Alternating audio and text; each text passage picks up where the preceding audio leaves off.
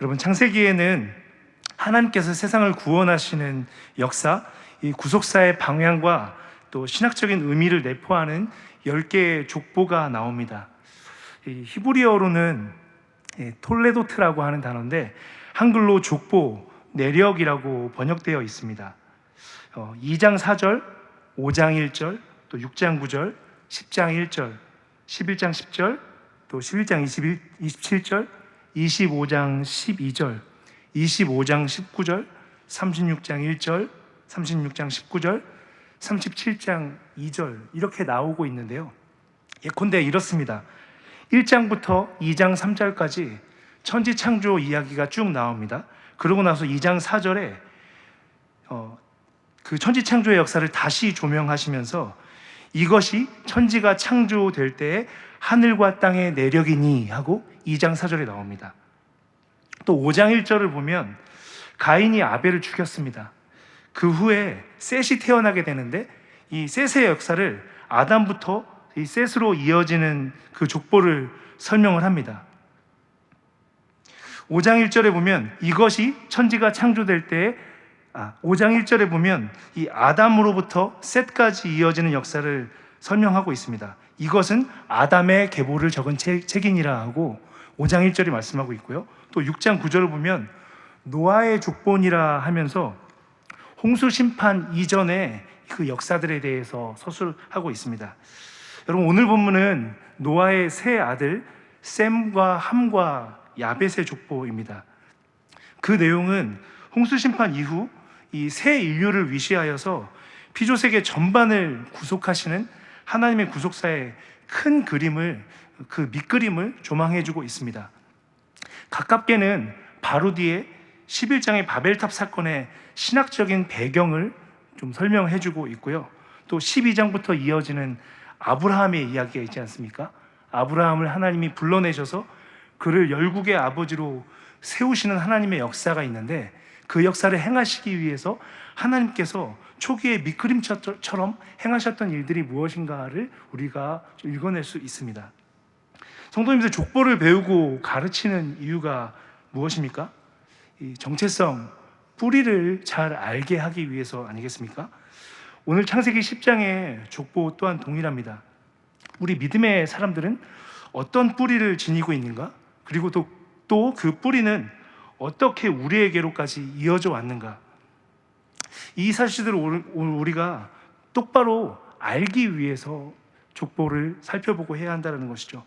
그래서 오늘은 특별히 해석의 어려움이 좀 많지만 이 창세기 10장 족보 전체를 좀 살펴보면서 하나님께서 우리들, 특별히 열방 가운데에서 아브라함의 후손들로 부름받은 우리에게 이 족보를 통해서 가르치시고 교훈하시는 말씀을 잠시 살피길 원합니다. 여러분, 이 족보를 통해서 하나님께서 교훈하시는 내용을 우리가 살피기 위해서 이 10장의 족보가 가르쳐주는 중요한 정보 4가지를 우리가 먼저 좀 살펴봐야 하는데요. 첫 번째는 이것입니다. 노아의 이 세 아들이 홍수 심판 이후에 새로운 모든 인류의 조상이다라는 것을 이 족보가 말해주고 있습니다. 10장 1절, 32절 말씀 다시 한번 같이 읽어보겠습니다. 노아의 아들 셈과 함과 야벳의 족보는 이러하니라. 홍수 후에 그들이 아들들이 낳았으니 32절입니다. 이들은 그 백성들의 족보에 따르면 노아의 자손의 족속들이요 홍수 후에 이들에게서 그 땅의 백성들이 나뉘었더라. 아멘. 노아의 아들들이다라는 말이 강조되고 있고 또 어떤 게 강조되고 있습니까? 홍수 후에 아들을 낳았다라는 게 반복되고 있습니다. 그런데 이게 도대체 왜 새 인류의 뿌리임을 나타내는가? 여기서는 정확하게 안 드러나고요.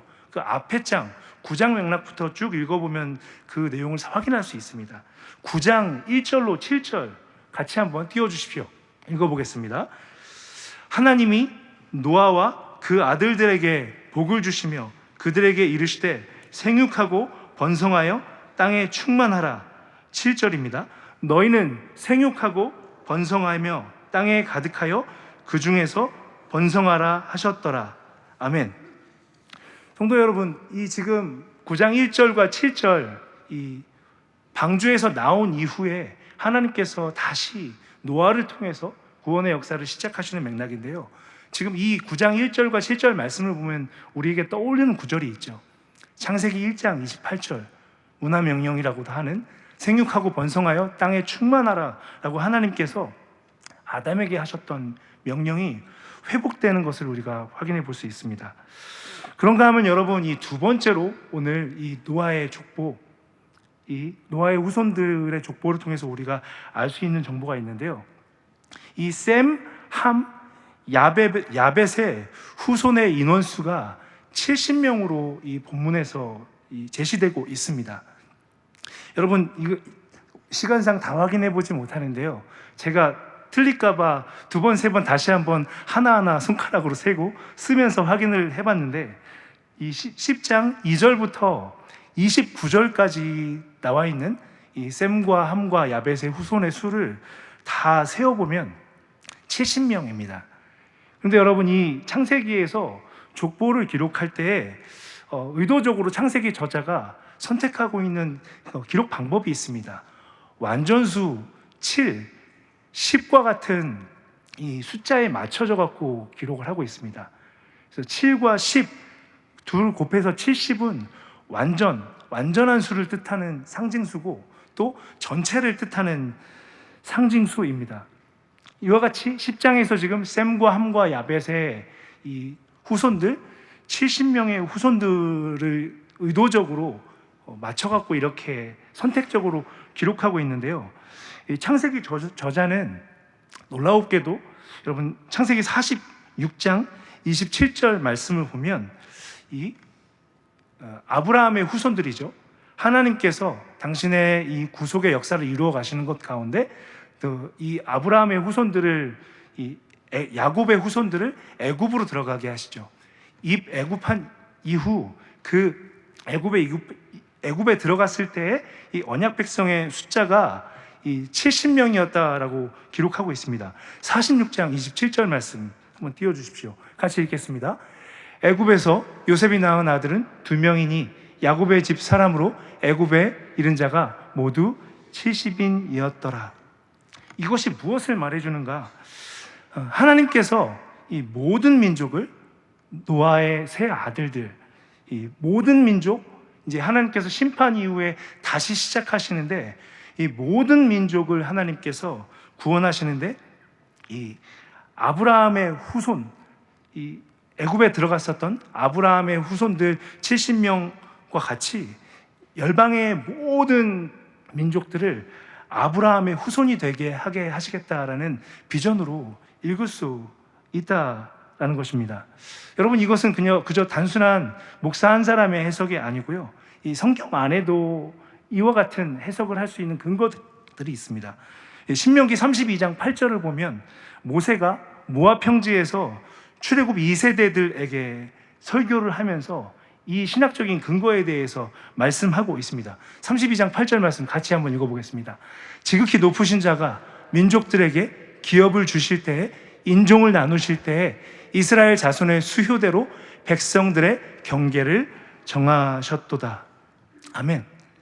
하나님께서 다시 심판 이후에 열방을 이제 구원하시고 구속하시는 비전을 품으시는데, 이 이스라엘 백성들의 수요대로 이 열방 모든 민족들 70이 상징하는 완전 모든 민족, 모든 열방을 다 아브라함의 후손들이 되게 하겠다라는 비전을 가지고 이 창세 때, 이때부터 비전을 갖고 하나님께서 역사하기 시작하셨다라는 것이죠. 우리가 신약에서 사도 바울이 4장 16절에서 말씀하는 바, 우리 믿는 사람들은 모두 다 아브라함의 후손이다라고 그 믿음의 사도 바울을 통한 고백을 우리가 지금도 받아서 우리 또한 아브라함의 후손이다라고 고백하고 권면하고 그렇지 않습니까? 사랑하는 성도 여러분, 우리 한 사람 한 사람들이 아브라함의 후손으로 예수 그리스도를 믿고 지금 그 믿음의 경주를 따라가는 것, 이 역사가 창세 때부터 하나님께서 계획하셨고, 하나님께서 밑그림을 그리셨고, 하나님께서 비전으로 품으셨던 그 비전을 따라 이루어진 역사인 줄로 믿습니다. 이 비전을 따라서 아브라함의 후손인 우리 자신을 자랑스러워하시고 또 힘을 내는 모든 성도님들 되시기를 예수님의 이름으로 축복합니다. 여러분, 그런가 하면 오늘 이 족보가 세 번째로 우리에게 주는 정보가 있습니다.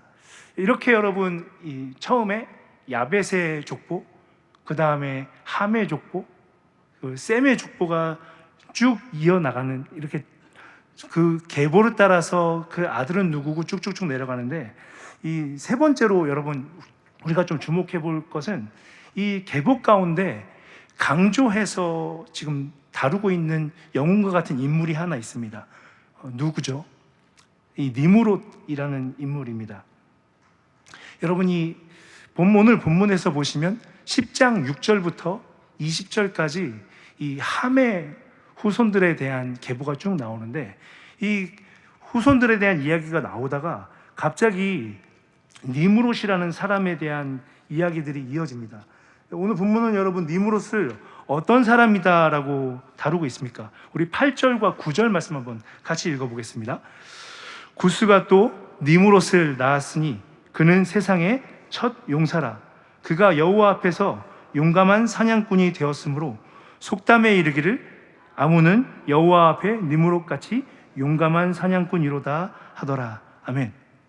여러분, 이 개역개정 성경에서 지금 세상의 첫 용사다, 여호와 앞에 니므롯같이 용감한 사냥꾼이다 라고 이야기하고 있는데요, 이 표현이 좀 부족합니다.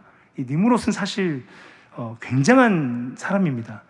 이 니므롯은 고대 아카드 왕국의 전설의 대왕인 사르곤 1세라고 추정되는 인물인데요, 오늘 본문 이 10장 안에도 그와 같은 설명이 좀 있고요, 이 교부들이 이 유대인들의 후기 전승들을 해석한 그 연구들을 잘 살펴보면 바벨이라는, 고대 바벨론이라는 국가를 만든 사람이 이 니므롯이고, 바로 뒤에 이어지는 11장에 이 바벨탑 사건을 주도한 인물도 이 니므롯이다라고 해석한 내용들을 확인할 수 있습니다.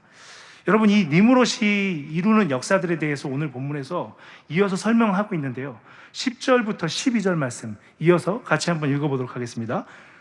그의 나라는 시날 땅의 바벨과 에렉과 악갓과 갈레에서 시작되었으며 그가 그 땅에서 아수르로 나아가 니느웨와 르호보딜과 갈라와 및 니느웨와 갈라 사이의 레센을 거선하였으니 이는 큰 성읍이라. 아멘. 여러분, 지금 10절로 12절에서 확인되는 내용들이 어떤 것입니까? 그의 나라는 시날 땅의 바벨과라고 나와 있죠. 여러분, 바로 뒤에 11장 2절을 보면 이 바벨탑 역사를 이루었던 그 장소가 시날 동편이라고 나와 있는 거 11장 2절에서 확인하실 수 있습니다. 이 니므롯이 바벨탑의 역사도 주도했고, 바벨이라는 나라, 또 고대에 굉장히 유명한 도시였었던 에렉, 이런 도시들을 만들었고요, 또 11절은 이어서 그가 그 땅에서 아수르로 나아가라고 되어 있습니다.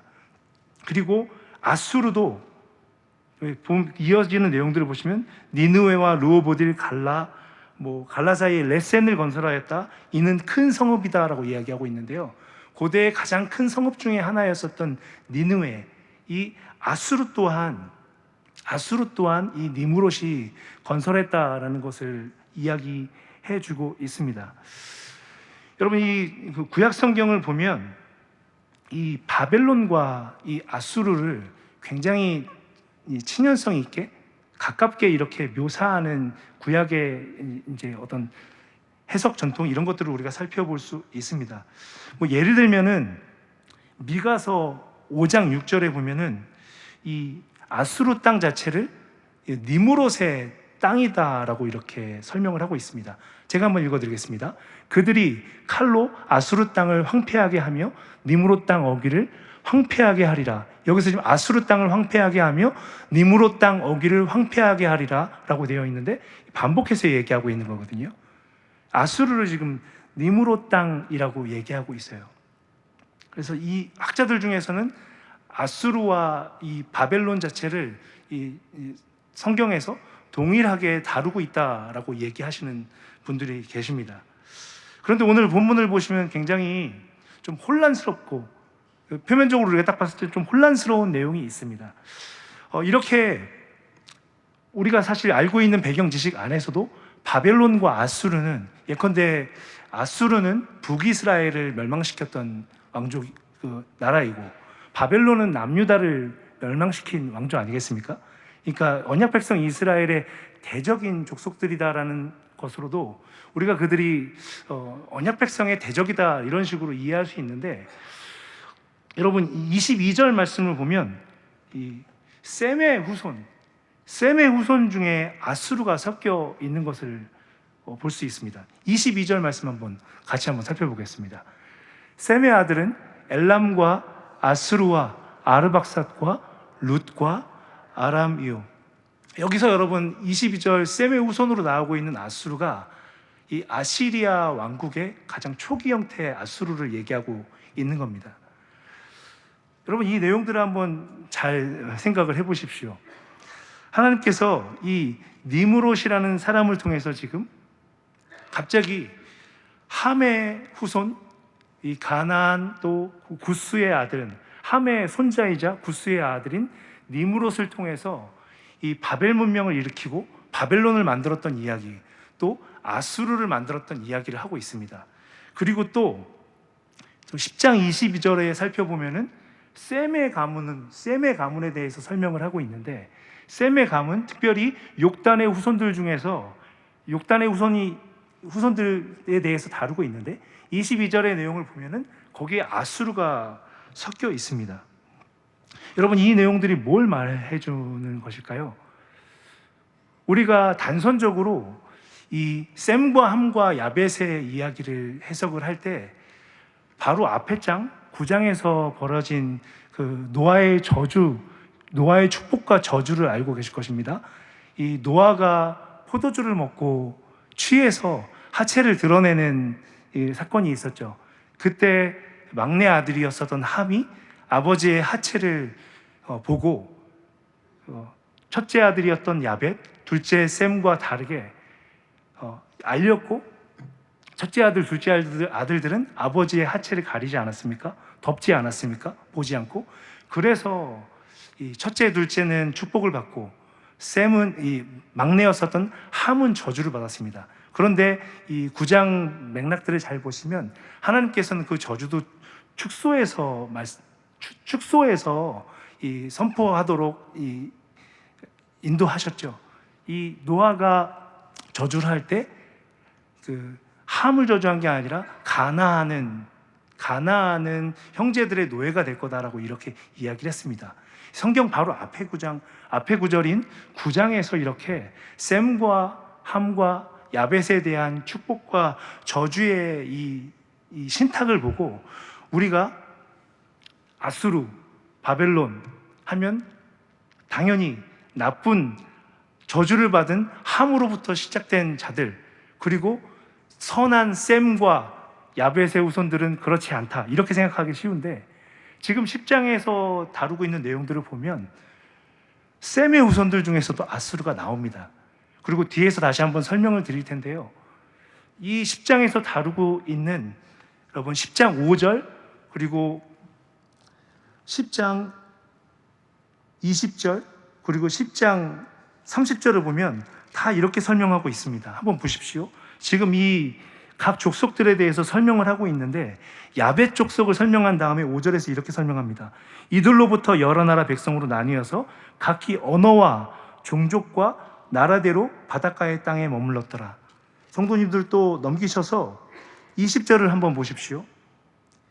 이들은 함의 자손이라 각기 족속과 언어와 지방과 나라대로였더라. 30절도 보십시오. 31절입니다. 이들은 셈의 자손이 그 족속과 언어와 지방과 나라대로였더라. 셈과 함과 야벳을 지금 설명하고 있는데 단순하게 혈연적인 의미만으로 설명하고 있지 않다라는 거예요. 셈과 함과 야벳을 지금 10장 족보에서 설명하고 있는데 그들의 지리, 그리고 그들의 어떤 정치적인 연대, 단순한 그들의 혈통적인, 혈연적인 것만 가지고 설명하고 있는 게 아니라 그들이 가지고 있었던 민족성, 그들이 서로 영향을 받고 정치적으로 연대를 하고 하는 모든 배경들을 10장의 족보가 담고 있다라는 것입니다. 우리가 성경에서 이걸 뒤집어서 생각해 보시면 이해하기가 쉬우십니다.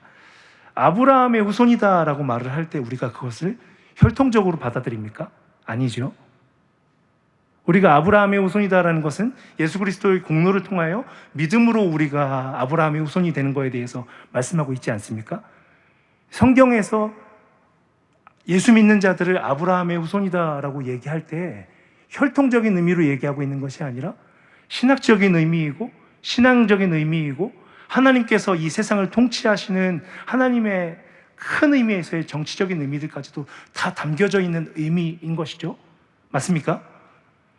성경에서 바벨론, 특별히 지금 오늘 본문에서 아수르도 바벨론일 수 있고 셈족 중에서도 아수르가 나올 수 있고 설명하고 있는 바벨, 이 바벨이라는 이 의미 또한 우리가 아브라함의 후손이다라는 것을 해석하는 것과 동일하게 신학적인 의미이고 정치적인 의미이고 또 여러 하나님께서 섭리하시는 과정 안에서 하나님의 뜻에 어떻게 반응하는가라는 것을 중심으로 해석할 수 있는 의미다라는 것이죠. 어려우시죠? 저도 굉장히 지금 어렵습니다. 오늘 여러분 본문 족보가 4번째로 주는 정보를 살피고 교훈하는 바를 우리 같이 나누길 원하는데요. 여러분 오늘 본문에서 가장 중요한 부분인데요. 의도적으로 지금 노아의 후손들 이 3명을 축복하는데 야벳, 함, 셈의 순서로 배치하고 있다라는 사실입니다. 근데 이것을 좀 설명드리기 전에 먼저 우리가 좀 점검해야 될 부분이 있는데요. 성도님들 이 셈과 함과 야벳 중에서 첫째가 누군지 잘 아시죠? 셈 맞습니까? 여러분 이 셈과 함과 야벳이다라는 게 이 성경에서 지금 5장부터 지금 10장 그리고 뒤에 역대기까지 포함하면 6번 정도가 나오거든요. 근데 전부 다 순서가 셈과 함과 야벳 이렇게 나옵니다. 한 번도 외회적으로 순서가 바뀐 적이 없습니다. 이 순서적으로만 봤을 때 우리가 셈이 장자다라고 볼 수 있습니다. 맞습니까? 그런데 여러분 이 21장을 우리가 통해서 한 부분 우리가 참고해야 될 내용이 있습니다. 우리 21절 말씀 잠깐 한번 띄워주실 수 있을까요? 21절 말씀 제가 읽어드리겠습니다. 셈은 에벨 온 자손의 조상이요 야벳의 형이라 그에게도 자녀가 출생하였으니. 여러분 이 개역개정의 지금 21절을 보면 셈을 어떻게 설명하고 있죠? 에벨 온 자손의 조상이고 야벳의 형이다라고 이렇게 나와 있지 않습니까? 그러면 셈이 장자가 맞지. 그렇죠? 그런데 여러분 이게 개역개정이 약간 오역된 거다라고 학자들이 말을 하는 것이 이 70인경이나 마소라 성경을 보면은 이 야벳의 형이다라는 부분을 히브리어를 잘 살펴보면 이 큰 형이다, 큰이라는 말이 가돌라라는 말이 히브리어가 있는데 이 크다라는 의미가 야벳을 설명할 수도 있고 그러니까 셈은 큰 야벳의 형이다. 그러니까 야벳을 설명하는 말일 수도 있고 형을 설명할 수도 있는 말이다라고 해요. 그런데 이 70인경이나 마소라 성경학자들은 거의 다 이 야벳을 설명하는 말일 것이다라고 해석을 합니다. 그래서 이게 좀 논란이 있는 부분인데 야벳이 첫째일 거다라고 해석들을 합니다. 저는 오늘 설교를 그렇게 준비하지 않았어요. 저는 셈이 첫째일 것이다 라고 전제를 하고 설교를 준비를 했는데 여러분이 오늘 이 본문에서 보면은 야벳, 함, 셈 순서로 배치되어 있는 이것을 우리가 좀 묵상하기 위해서 이 뒤에 이어지는 11장 맥락하고도 우리가 좀 같이 살펴봐야 합니다. 여러분 이 창세기 저자가 지금 의도적으로 야벳과 함과 셈의 순서로 배치하면서 이 세상이 갈라지게 되는 배경에 대해서 설명을 하고 있는데요. 학자들은 여러분 10장 25절에서 보면 에벨 때에 세상이 갈라졌다라고 설명이 나와 있지 않습니까? 이 에벨 때에 세상이 갈라진 것이 바로 뒤에 맥락에 있는 11장의 바벨탑 사건 때 그 시기에 때의 이야기를 하고 있는 거다라고 많이들 해석을 하십니다. 그러니까 이 창세기 저자가 의도적으로 지금 야벳, 함, 셈, 바벨탑 사건, 그리고 뒤에 이어지면 또 이 바벨탑 사건 뒤에 11장 10절부터 마지막까지는 또 셈의 후손의 이야기가 나오거든요. 그런데 이 바벨탑 사건 11장 1절부터 9절을 기준으로 앞에 있는 셈과 뒤에 있는 셈이 다릅니다. 이걸 좀 설명드리기 위해서 제가 인용문을 하나 가져왔는데요. 한번 띄워주시겠습니까? 제가 한번 읽어드리겠습니다. 셈의 자손들의 목록 또한 매우 선택적이다. 오히려 셈의 가계는 에벨의 두 아들들에게로 거슬러 올라가는데 여기에서 둘째 아들인 욕단의 가계를 계속해서 따라간다. 10장 26절로 29절의 말씀입니다. 바벨론의 건설에 대한 서술 11장 1절부터 9절 이후에 셈의 또 다른 족보가 반복되고 있다는 것은 중요한데 여기에서 족보는 에벨의 첫째 아들인 벨렉을 통하여 아브라함에게로 연결된다. 11장 10절부터 26절까지 아브라함의 이야기로 이어진다. 존 셀해머라고 하는 이 구약 학자가 설명하신 건데요. 이 바벨탑 사건을 통해서 세상이 갈라진 것, 그 사건과 이 족보와 연결해서 지금 창세기 저자가 기록하고 있다는 것입니다. 앞서 좀 복잡하게 어렵게 설명을 드렸는데 이 모든 족속이 바벨이 될 수 있다. 하나님의 뜻에 거스를 수 있는 이 바벨이다라는 걸 창세기 기자가 이 창세기 10장 때부터 단순하게 인종적으로만 설명하고 있는 게 아니라 하나님의 뜻에 거스르는 하나님의 뜻에 거스르고 순종하는 길이 아니라 자기 힘으로 자력으로 자기 이름을 내면서 구원을 하려고 하는 11장 1절부터 9절까지 말씀하는 바벨탑 사건을 주도한 니므롯과 같은 자들 그들과 연합해서 앞에 있는 야벳, 셈 이런 사람들도 다 같이 동조했던 겁니다. 다 같이 동조했어요. 그 누구 할 것 없이 다 동조한 겁니다.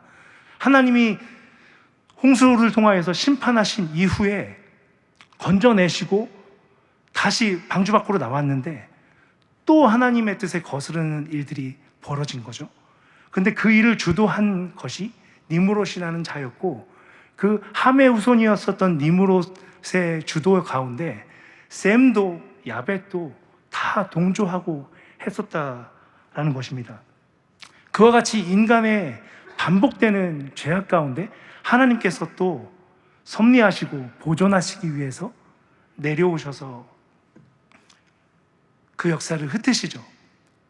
스스로 구원하고 하늘 높이 올라가서 자기 이름을 내려고 하고 하나님과 상관없이 스스로가 자기 인생을 구원하려고 하는 인생들을 하나님께서 언어를 흩으심으로 흩으셨습니다.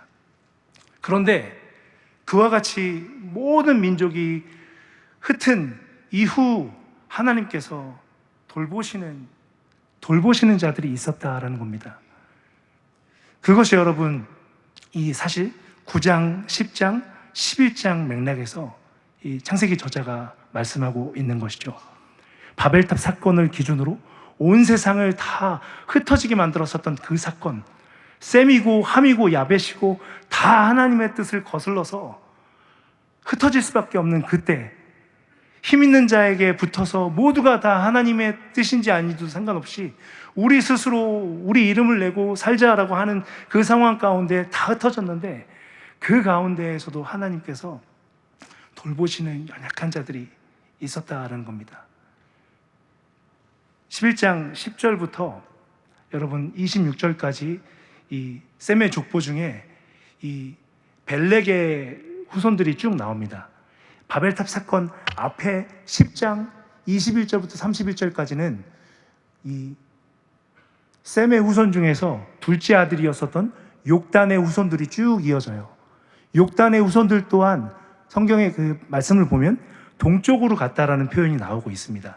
그런데 바벨탑 기사 이후에 나오는 11장 10절부터 뒤에 나오는 그 셈의 후손은 첫째 아들인 벨렉의 후손인데요. 여러분 11장 10절부터 내용들을 쭉쭉쭉 내려가 보시면 이 욕단에 대한 내용 자체가 언급되고 있지 않습니다. 벨렉의 후손들만 쭉쭉쭉 내려가요. 루, 나홀, 데라 그러면서 누구로 이어지는가? 아브람으로 이어집니다. 성도 여러분, 오늘 좀 어려운 본문으로 좀 저의 은사를 따라 더 어렵게 하는 말씀을 좀 나눴는데요. 이 말씀을 통해서 하나님께서 이 족보 내용을 통해서 우리에게 무엇을 교훈하시고 싶어 하시는가? 인생이 자기 힘으로 하나님의 뜻과 상관없이 자기의 힘을 가지고 거대하고 큰 일을 도모해서 구원하려고 하는 그 일은 하나님에 의해 이르지 못한다라는 것입니다. 여러분, 이 바벨이라는 단어가 이중적인 의미가 있어요. 원래 이 히브리어보다 더 모어라고 할 수 있는 아카드어에서 파생된 말인데, 바벨이란 말이 아카드어로는 신의 문이란 뜻입니다. 이 니무롯이 지으려고 했었던 바벨탑 있죠. 그 바벨탑이 이 성경 고고학자들에 의해서 밝혀진 바에 의하면은 지구라트라고 하거든요. 이렇게 점점 폭이 좁아지는 네모난 모양의 하늘까지 올라가는 그런 지구라트인데, 그 지구라트를 보면 가운데에 이 계단이 있습니다.